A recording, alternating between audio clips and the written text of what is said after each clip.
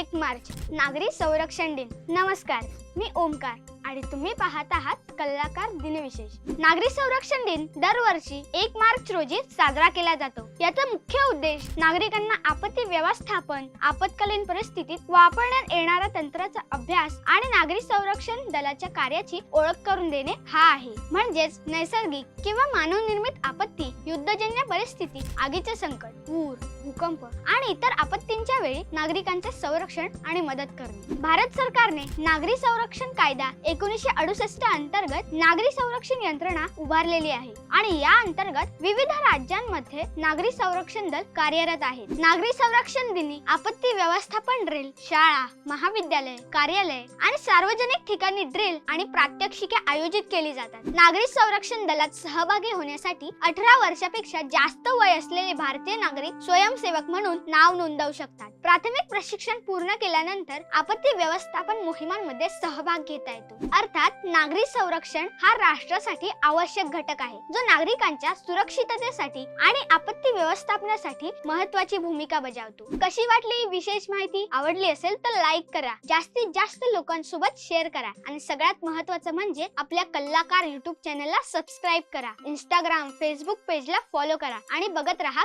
कलाकार दिनविशेष।